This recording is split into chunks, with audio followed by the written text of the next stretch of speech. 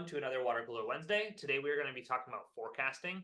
So how you can add additional value to your organization and move up that value chain. So this was a discussion that was requested and helped by Carrie. Carrie's helped develop a lot of this, the framework for how we're going to discuss these things. So her and I are going to kind of jump back and forth a little bit here.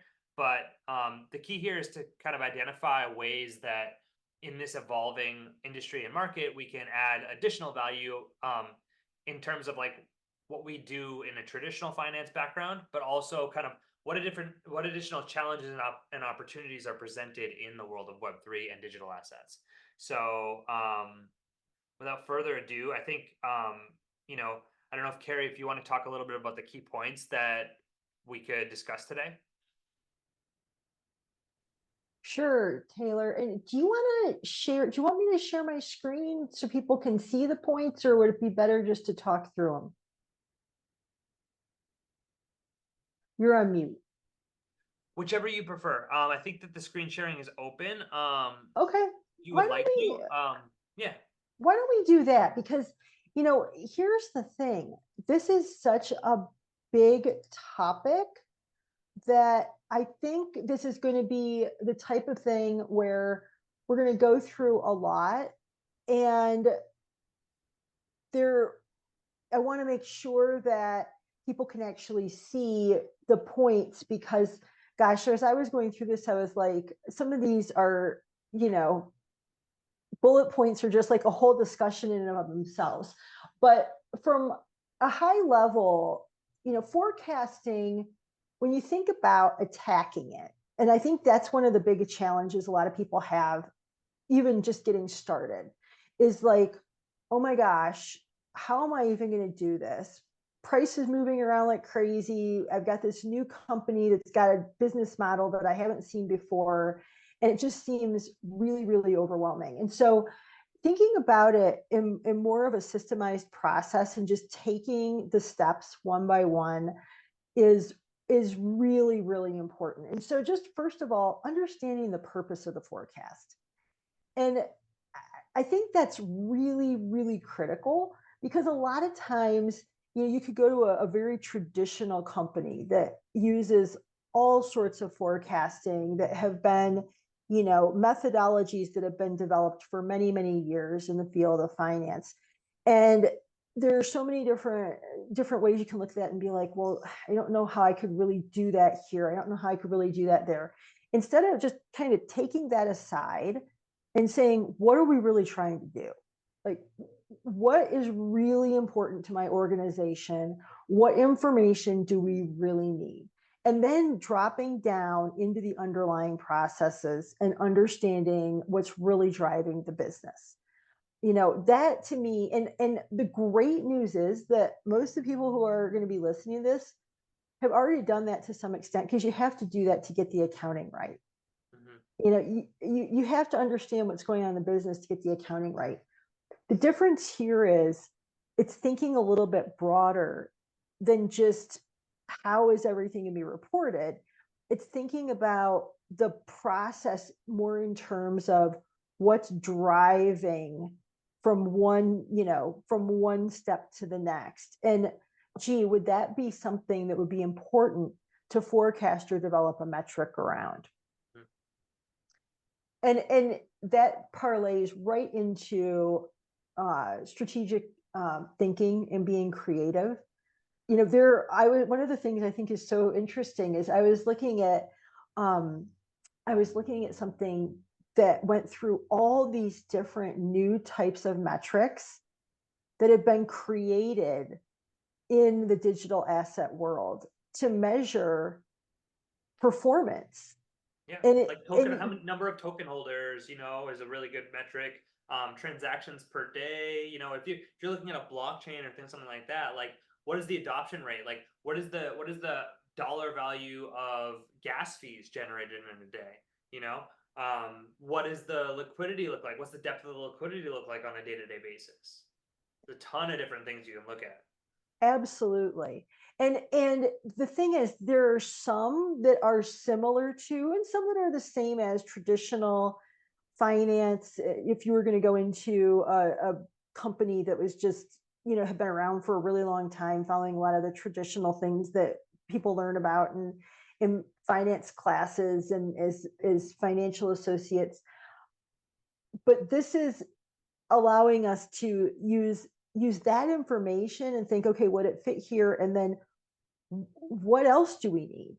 And just like Taylor, like you just rattled off a number of different things that are hugely important to a digital asset business that may not have really existed as a metric before. So this is actually, I think, one of the most fun parts of being a finance person in this world, because this is where we can be super creative and really think through what's driving the business, and then give the business information that can be super strategic and valuable to decision making, operations, etc.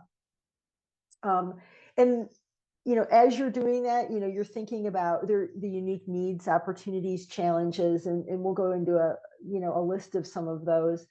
And then it's building. And anybody, and as we're going through this, anybody who wants to chime in and has any ideas, please feel free to do that. I think this is really an emerging area, and an area where collectively as finance professionals, we have a real opportunity to bring value to the ecosystem in pushing ideas forward and forecasting. Mm-hmm.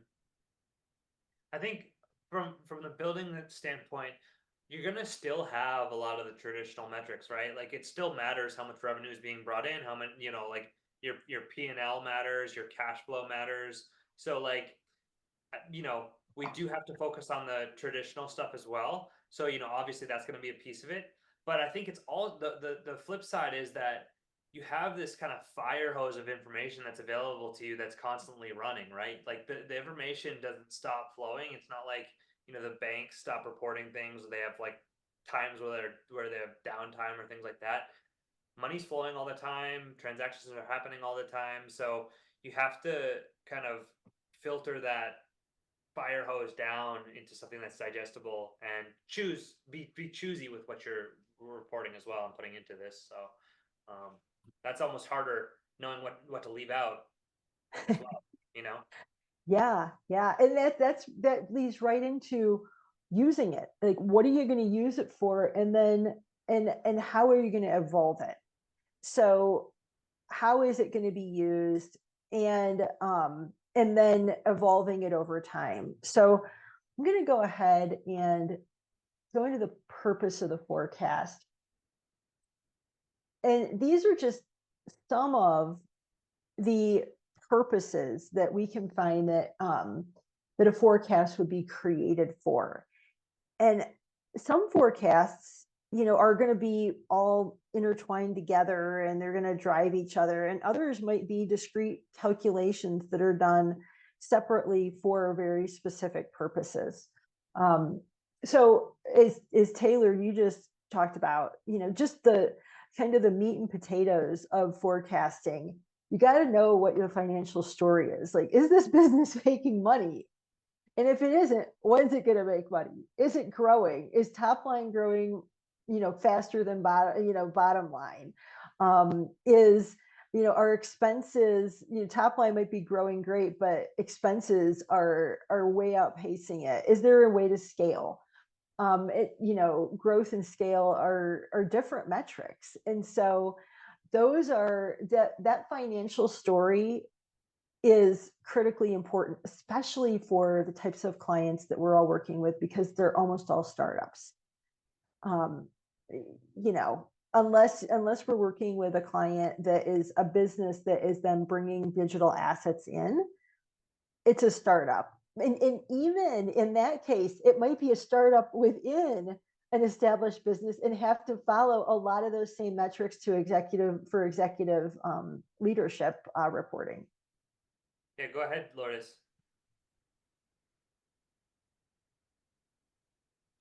Lourdes, you're on mute. Muted. Apologies. She answered my question. Who do you report these results to, and why? So it's going to be different in every different business. So in the crypto world, so for example, the financial story and growth potential, you would be reporting that, the founder would be super interested in knowing that at all times, always knowing, where are we at? And then, assuming there are VC investors, they're going to require reporting on a regular basis, and they're going to be highly interested in this type of reporting, from the financial story and the growth potential. Some of these other metrics are going to be important to specific people within the organization and may not be as of interest to, say, a CEO or an investor board. It really depends.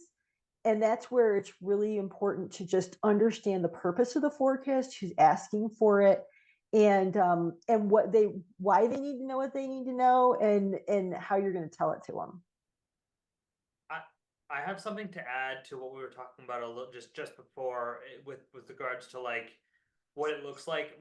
I think a big portion of the crypto industry is this type of story where it's like they've raised a ton of money, and then you're measuring burn rate, right, until you come to a sustainable business model that is cash flow positive, right? So it's like you front load a big cash injection with this token sale. You got to figure, the first kind of phase is, okay, how much can we burn and how long will it take us to get to a sustainable business model, right? Which is, similar to major funding in other industries, but you don't have a VC that came in, or you may have a VC, but there's not a necessity for a VC to have funded that and then also be providing the services that they typically provide, which would be guidance and consulting and things like that to help you get to that sustainable business model. In crypto, it's like, you could be 25, you could have an idea for the next bonk meme coin, and now you've raised a ton of money and now you're expected to come up with a sustainable business model. Like, what is going to generate revenue for the industry or the network or whatever, and how does it live, and how long is it going to take to get there?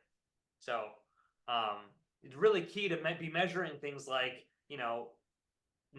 increase the rate of new wallets being generated, or the number of token holders, or the percentage of circulating supply out there, because all of this stuff is going to matter towards how long it's going to take to get to that cash flow positive business model.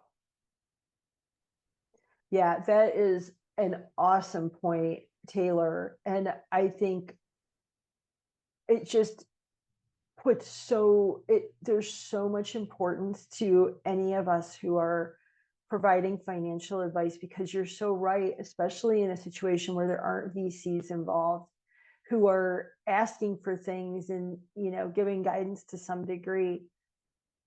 There are a lot of businesses that just don't know what they don't know. So it's super important. That's an awesome point. And that's where, when you think about all these different points that are on this slide, key performance indicator development and measurement. So what actually tells us that the business is moving in the right direction? What are those indicators that we can use to measure on a regular basis? Oh, okay, well, things are, they are moving in the right direction. And then, cash management, quite possibly one of the most important forecasts in a startup. Like Taylor mentioned, burn rate, and when's it going to run out? Can you make it? I think that, in tandem with risk management, is going to be really key, because those two items are going to go very hand in hand, because you may have, like a supply of what's today worth, $500,000 in tokens, but that you're going to create a taxable event if you convert those to dollars. Maybe you need dollars on hand to be able to fund the business, but if you convert those tokens to dollars, you're going to create a taxable event and then owe taxes on those dollars, on those gains, or whatever as well. So there's a lot that goes hand in hand with cash management as well as risk management. and I worked with companies where they were paying out expenses in their own native token, so they're getting the deduction from the actual expense, but they're creating a taxable event by basically selling tokens to then cash in on the services. So the picture is much more convoluted and complex, especially when you're dealing with projects that have launched their own native token. Indeed, indeed. And I think it's really important to get to that in another couple of slides, which are just the numerous complexities that exist in the crypto world. On this slide, just a couple other things that I wanted to just point out. One is failure point identification. And this is something that is really important, but I don't think a lot of people think this way. And this is basically like thinking about the business as like, I don't know, think about it as like this box. And there's boundaries. And when you go out of the box, those are points of failure. And those are big points of failure that can create situations where businesses can no longer move forward. And so in forecasting, you can start to identify what are those points of failure. So that is something that's really important. Lourdes, go ahead and unmute. Can you give us a couple of examples of failure point identification? I've never heard that term, so yeah, I'm interested. Yeah, this is really interesting. This is something that came up with somebody who I have a lot of respect for in the forecasting area, and I thought it was just such a really interesting way to think about it. So, like, cash is a great example. So, at what point is the point of failure where, for example, you're expending more cash on a, say, weekly basis than you're going to have runway to actually make it to when you are going to start to flip and bring in enough money to start covering those expenses and not run out. And so what I would, if I was thinking about this from a management reporting perspective, and I had a point of failure, I would be watching that cash report on a weekly basis. And I would know what that point of failure was. Like, if we start spending more than X, we're like, that is like red blinking lights. And I need to escalate that immediately because this is a major problem for the business. Does that make sense? Is it like inventory or just cash flow? In that specific example, it's just cash because that was just the example I was giving. In a business that had inventory, you could totally have inventory failure points. This kind of goes back to the process and understanding what you're trying to solve for. So if you're looking at the business and you're like, what are the key things in this business that could cause failure? And then how do we forecast for what is the point at which that failure occurs? And we can then do management reporting to escalate that as quickly as possible so the problem can be fixed. Does that make sense? And I think another way to, like, with the inventory example, if you're looking out and you're saying, hey, we're a volume driven business, right?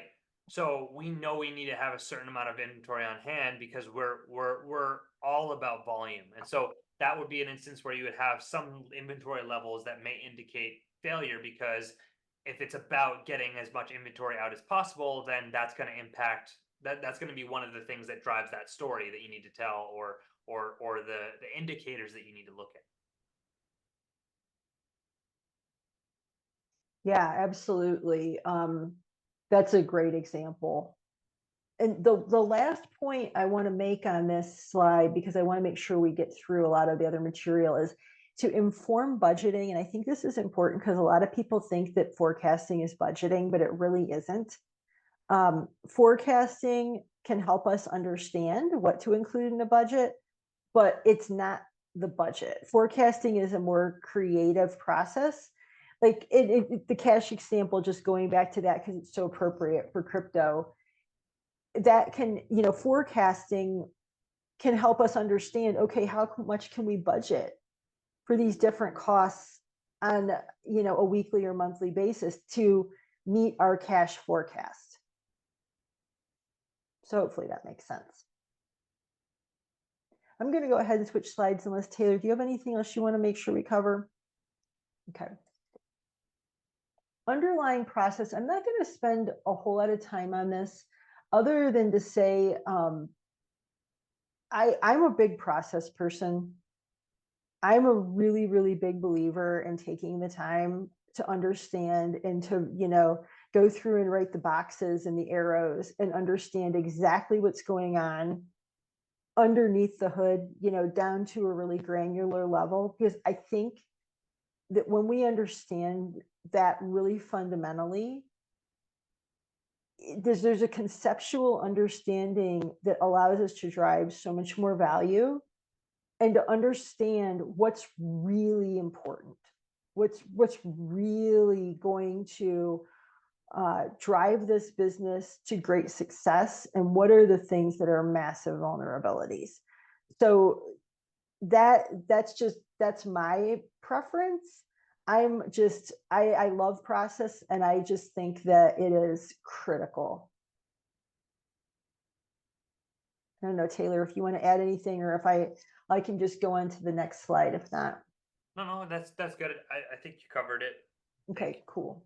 Yeah, that's really key, is just understanding the whole, like you're saying, from the bottom up. It's and that those things can be agile too. They can be, and as we will talk about later in the presentation, like you need to be adaptive to when those things change it, and like be careful about relying on legacy, methods, because sometimes those evolve, and they often evolve in crypto, and different things become important.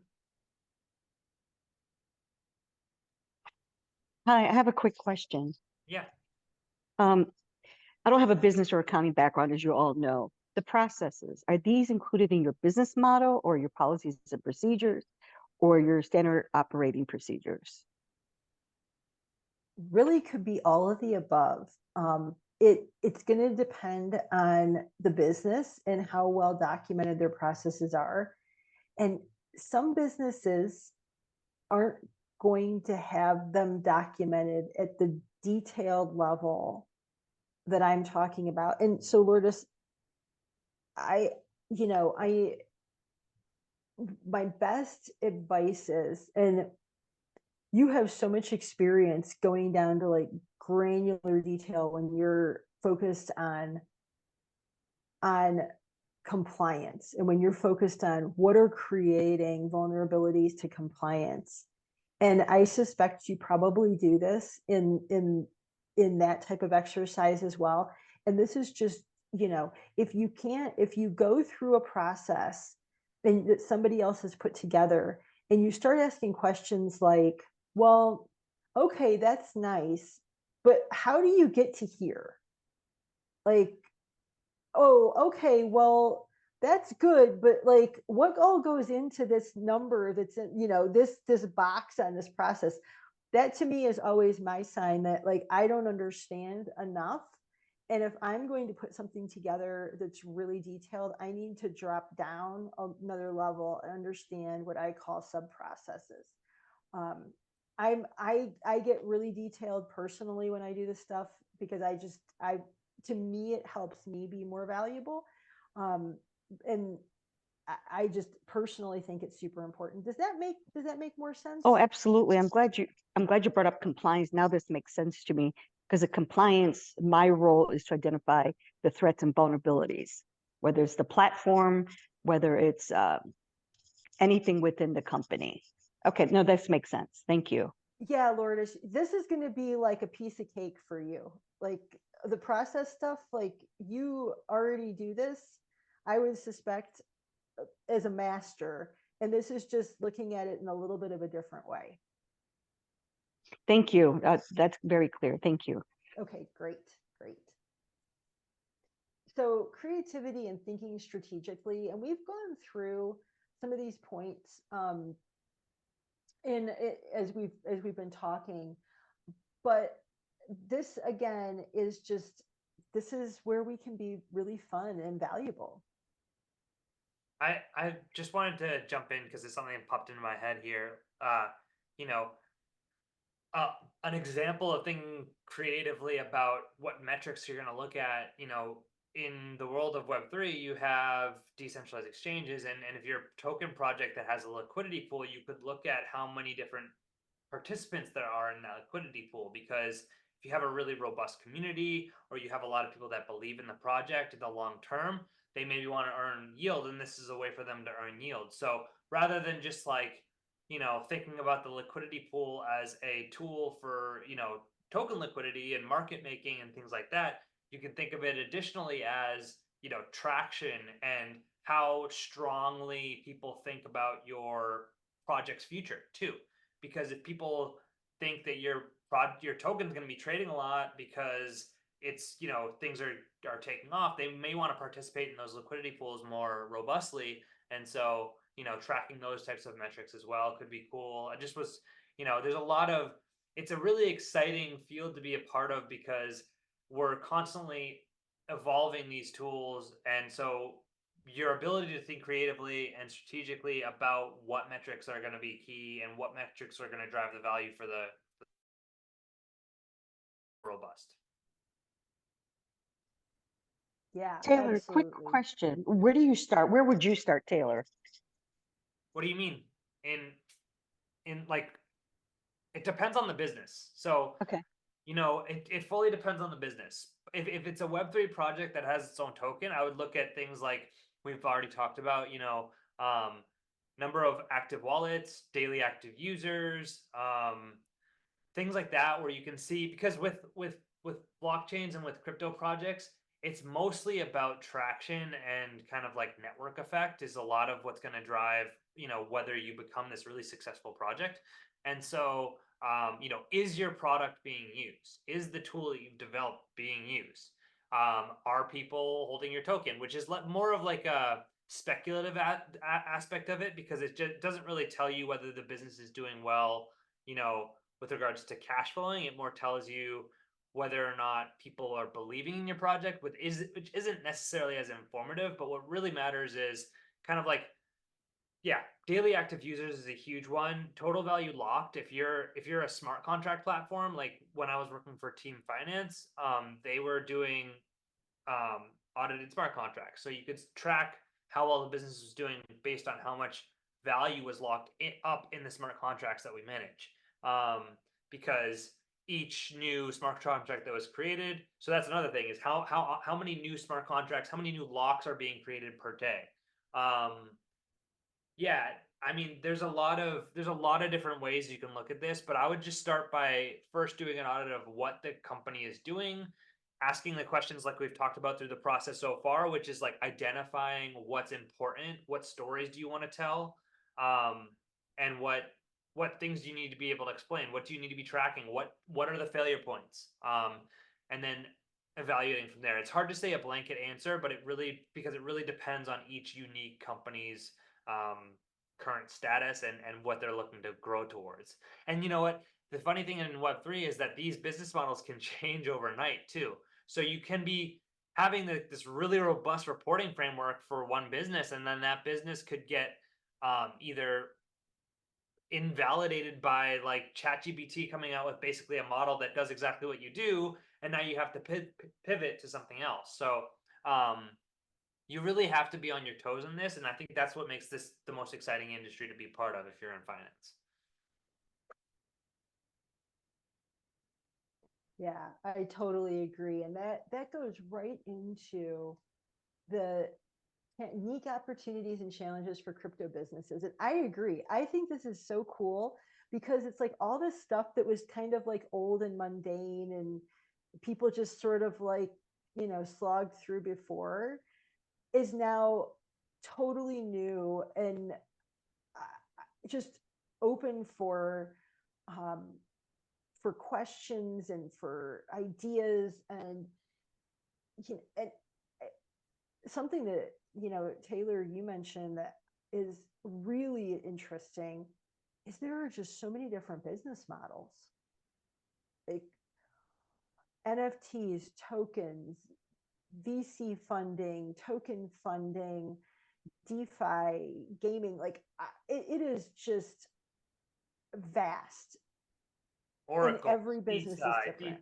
It's like, it's crazy. Yeah. And it's like, there's so many, so that's the challenge and the opportunity, like you're saying. And then like the first bullet on this page is key. It's like each business needs to be assessed independently. You can't just come into this thinking that like, okay, I've worked with another crypto company, like I know how this works.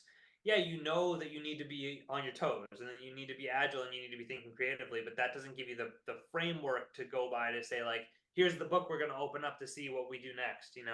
A lot of critical thinking here is needed. Yeah. And one of the things that is,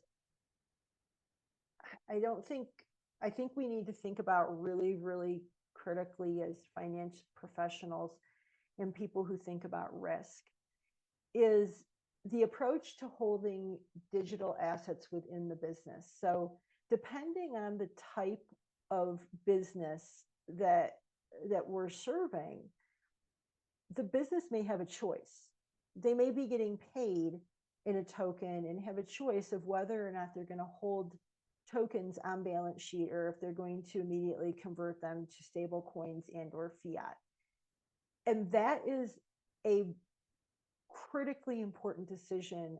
And I don't think a lot of businesses think through that to the extent that is really needed. Like if you're holding assets on the balance sheet, the majority of your assets on the balance sheet in tokens, and those tokens are moving up and down, with volatility that is significant compared to really any other asset class, and they're not being hedged, there is a significant amount of risk sitting there.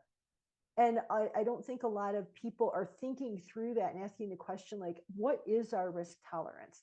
How much are we okay with losing? How much can we lose and still stay in business? What are we here to run a business and run an investment portfolio? Because that's what you're really doing at that point. How much speculation is coming into this? Those are questions that need to be asked, and we need to help leadership make decisions about then, okay, well, if that's how you want to handle this, then that means we have to make these other types of decisions and we have to operationalize those things. I think a really good example of this is like, if you say your business wants to hold Ethereum on the balance sheet, you can do that.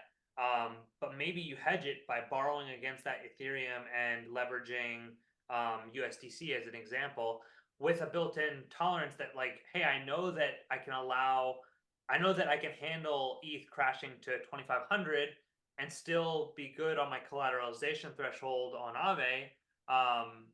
But if it gets below that point, I'm going to get liquidated, which is fine. We're accepting that risk tolerance, right? And so that way you can get the potential upside of holding ETH in the business, while also mitigating that risk by borrowing against it using USDC, and while not pleading a taxable event, right? You're borrowing money. So there's a lot of really creative, cool ways you can manage risk, and also build into it with like that's hard coded into it that you have this risk tolerance that you're accepting. Like the example of, okay, if we know that we're good as long as ETH doesn't fall by 30%, and if it does fall by 30%, we're going to get liquidated, and but we accept that, we know the rules that we're playing by. Absolutely. That is an awesome example.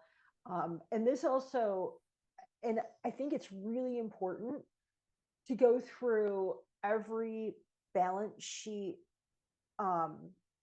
account, thinking this way, so for example, you may have a business that has to pay a lot of gas fees. And so there's, whatever token, say it's Ethereum, and they have to hold Ethereum and pay these gas fees on a continuous basis. Well, there's a certain amount of Ethereum that just has to be raised, like say on a weekly basis to be able to handle that. But then it might be appropriate to have a reserve of Ethereum in case you get into a period of super high volatility and transaction volume and you need to have extra on hand. But how do you calculate that? And, I think there's a lot of people who will be like, okay, that's the extra Ethereum I want in my wallet, sitting there waiting. But like, okay, what's that based on? Is that based on data or is that based on feelings? And if it's not based on data, then there's an inherent risk there because it hasn't been thought through. Maybe it's too low, maybe it's too high, maybe there's an overweight allocation to Ethereum now because you just like are so scared that you're not going to have enough, but you don't have any data to back that up. And so that's where a forecast can be super, super helpful because you can look at the historical data and then you can start to build models that say, okay, this is the amount that will keep us safe in those periods of high volume, but we don't need the extra 20 coins sitting there. And if we have those, we're actually putting ourselves at risk. So those are the things that that I think are really important to think about. And that the next thing, and Taylor brought this up, this is huge, is just tax. Like, this is a massive, massive piece that does not exist in most other financial models. Sure, there's foreign currency translation risk in big companies, but the tax implications of every transaction potentially being taxable, that is very, very significant. Yeah, lots to be aware of and a lot to be kind of, it's the challenges, as we always say, invoke opportunity. So, being aware of the accounting treatment of all this stuff is crucial for the CFO, because every decision you make, or many decisions that you make, will impact the accounting and tax treatment of these things. Yeah, and we're really fortunate that there's the ability to gather more information is much better now, and it just keeps getting better and better with the different accounting platforms.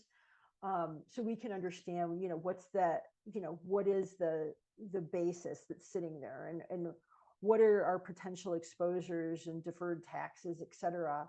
But it's a big one. Yeah, Raymond. I know. Thank you, Carrie. And it's very interesting to hear this because I can relate to a lot of what you're saying.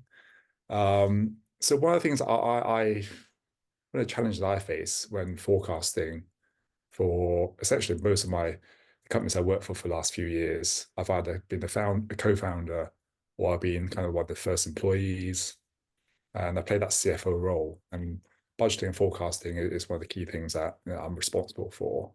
But I kind of always feel like I'm almost the adult in the room trying to rein back, the other founders, because they've got. And the thing that kind of I find frustrating is it's not the change in the business model, but the founders I work with typically change their minds. They're like new toys. They get onto a business model, they get an idea. We have a budget, we have a forecast for that, and then it changes every 3 or 4 months, and then something new comes up for them, and then the whole thing kind of falls apart, and we have to start again. But that's one of the key frustrations. The other challenge I have is that I on occasions felt, because I'm a UK CPA, a chartered accountant UK, and also CFA charter holder.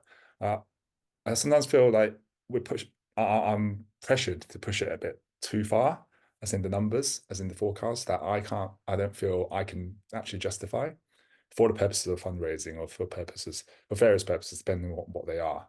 So I was wondering, how do you kind of deal with that, and how do you approach that in a way that's doesn't kind of upset the other founding team members?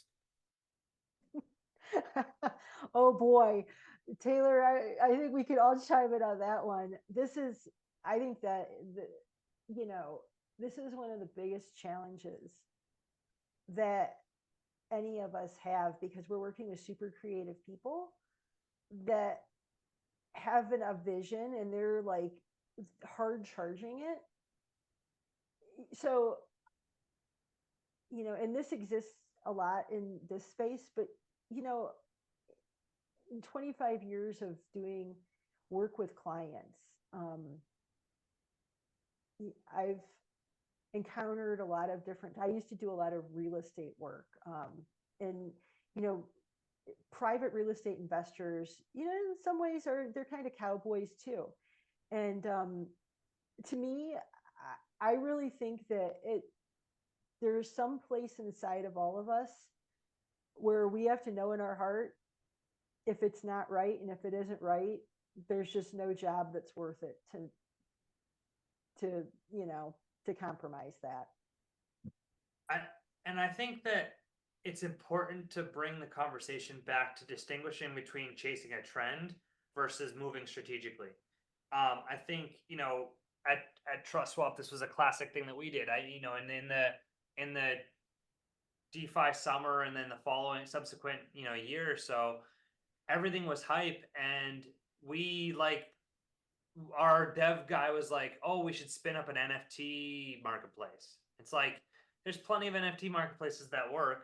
And he assured us that it would be like a 2-week thing. Well, 4 months, 5 months, and of operating expenses and time and energy and funds and all that stuff dedicated to it later, it still wasn't up, and there was no sign of it being finished in sight. And so I think that helping people come back to earth, like you were saying, Raymond, is really key to, I think, framing the conversation around are we chasing a trend and trying to chase the next trend in the crypto industry? Because the trends change, right? It's GameFi, then it's DeFi, then it's DeSci, then it's DePIN, and now it's and so are we doing things strategically as a company? Are we being realistic in how much time and energy and resources it's going to take us to accomplish this? And ultimately, I think in order to command that kind of those folks and the be the adult in the room, you have to really understand your stuff and be able to speak with confidence about it, because and you need to be following the trends as well to see hey, is this something that does truly make sense for the business? Does it make sense to pivot, or are we being distracted? And I think too, I can give a unique perspective here, and this is why I'm laughing the entire time everybody's talking, because Raymond, I think you explained my relationship with Brian over the last 8-10 years, however long we've known, because I'm the creative, the entrepreneur, the go-getter, and Brian's the one who brings me back down to earth and says, hey, we didn't have a plan to create a 24/7 streaming network a month ago. And what I mean? And it kind of brings it back. So I think from my point of view, the advice I can give you is what I've learned from Brian. It may be frustrating, but you need to educate the people like me to explain, we need a proper forecast so we can survive 6 months from now. Do you know what I mean? And it's especially, and again, just giving my own personal, the worst time is when things are good. When things are bad, whatever Brian says, that's the rule. That's all right. We gotta go. You know what I mean? But when things are good, it's okay, now we have to be creative. We have to launch this. We have to do this. We have to do that. And it's I think those, for the creative entrepreneur types, that's the hardest part for us, is to be well, it's working. Let's do this now, and let's do that. So I think educating and approaching the situation instead of just an iron fist saying, hey, no, this is not what's going to happen. It's more because we just don't know. I don't know. We don't know the things we don't know. We know how to do what we're good at, and we don't know how to do, what you guys are good at. And I think my other opinion on this whole conversation, it reminds me of last week's conversation when we talked about the modern Web3 CFO role and how diverse and it's overwhelming, just sitting here, I don't understand how one person could do all of this. You know what I mean? So we're already seeing in Web3 and as we move forward that the size of the team probably needs to grow. You know, the specialties within that team need to grow. And so again, it's more, as the slide says, unique opportunities and challenges. With those challenges come these new opportunities. So as the child in the room, I'm still excited about what we're doing. I have a Brought quick up comment. Oh, go ahead. Just a quick comment. Raymond, you mentioned something about making people mad or upsetting people. Don't worry about it. As a chief compliance officer, I always piss off legal because I'm doing my job. So, right? Yeah. I'm a what? firm Ultimately, believer. and I mean, ultimately, if you're voicing the concern that you have for a company is like doesn't go over well, like it sucks, but it may not be like the right place too, because if they don't respect, like they brought you in to perform a role, and if you performing that role and at least being devil's advocate impacts your your stature in that company, you know, you're being paid to be in that position, right? You're in that role for a reason, and so That's exactly how I see you it. need to remind people of as well too. Yeah, Because my job is to prevent threats and vulnerability and identify vulnerabilities and prevent threats from impacting the company. And sometimes that costs money.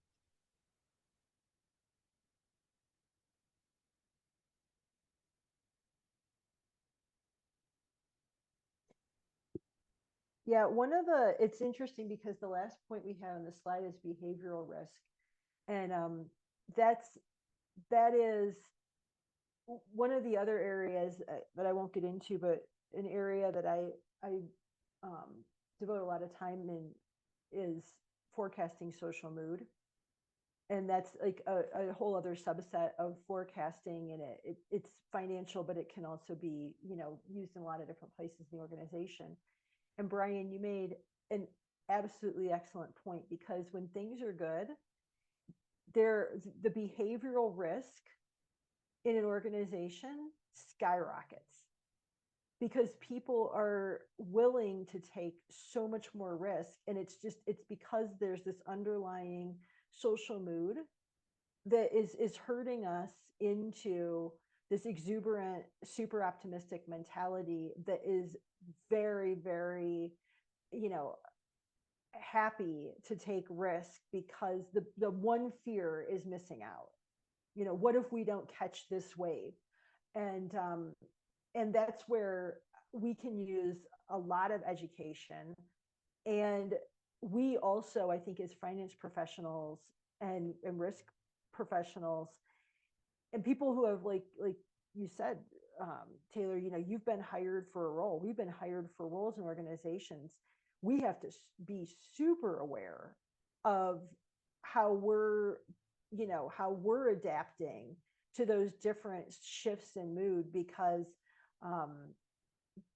we are the backstop. That's where, a lot of times, we're there and we're hired because, people know, okay, well, I can only push them so far. And then, it's going to be time that they're going to tell me where the failure point is. And that is part of our responsibility. So just thought I'd bring that up. Yeah, go ahead, Raymond. Yeah, one of the key things I've noticed on some of the projects I've worked for is that there's not a typically there's shareholders that hold management accountable, but where the companies have issued tokens, utility tokens, that there's no ownership, the token holders don't actually own any of the business and don't actually have any say in the business, then effectively the shareholder is the founders. So I think that's a misalignment sometimes with there's a lack of oversight for management because there's no shareholders telling them what to do and holding them accountable. And a lot of the early token holders through the ICOs, they've sold their tokens right after the lockup period. So they're not incentivized. They're not really that. A lot of it to me is a misalignment of incentives and accountability between. It's quite different to the traditional shareholder management kind of structure that we've had in place before. Yeah, and some like token projects that launch, I've seen, you see their communities and things like that of the token holders that that do like kind of interact with management in a way. Like they'll have like, you know, new projects that launch will have like a Telegram group or a Discord group where they have announcements and they field questions. It's kind of like customer support as well. But you're right, they don't have any they don't have any obligation to those people. I think it's in their best interest to kind of like leverage that community, but you also have to be very careful from a compliance perspective or from a like securities perspective about the kind of information and the kind of discussions you allow to happen in those mediums. So like that's the closest parallel I see between shareholders is like token holders that have bought on the open market and are just like now they're involved in the project more because they want to like communicate with the project founders and things like that. But you really have to be careful as a company with how you interact with token holders in those mediums because you can come under the scrutiny of the SEC and things like that. But yeah, it's very challenging when the people who spun up the project feel like they don't really have to answer to anyone, especially, you know, you get projects too where the founders are anonymous, you know, and that's an even more challenging environment to operate under. A lot of times those projects won't involve us as CFOs because they, you know, aren't as concerned with compliance and like because they are anonymous or pseudo anonymous. So a lot of times we won't even be involved in those, but yeah, lots of new challenges that come along with this industry for sure. I think too that's a good point, Raymond, about incentivizing the token holders. I think that's going to come with time, because a lot of like the projects and the Telegram and Discord groups that I've been involved in with these projects, the only incentive is that the price goes up so I can sell. So, you know, I don't think there's a very small amount of people that really believe in a project for what that project is made for or designed for.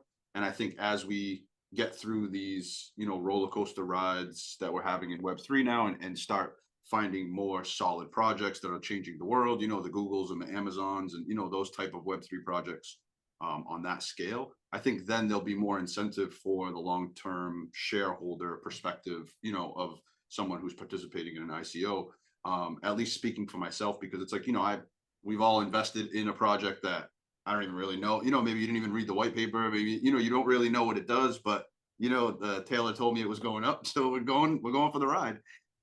So in those situations, my incentive to be involved or to hold anybody accountable is not always there, you know, and then so I think as the projects materialize, as the companies become more, you know, founder driven and oriented in the public side, you know, and people can really understand like, hey, you know, I transact overseas with X, Y, and Z, and this project's really going to help me lower my cost as a business, you know, and you stop believing in these projects, then I think that the incentive will increase there. So just from my perspective, it doesn't make the CFO's role any easier, but you know, it's just one of those things to look at with time. We're still so very early in all of this. So it's tough when you make those linear comparisons to Web 2 organizations and things that are happening. And it looks like it doesn't make any sense, but it doesn't because we're so early in, you know, the entire process. So it's interesting.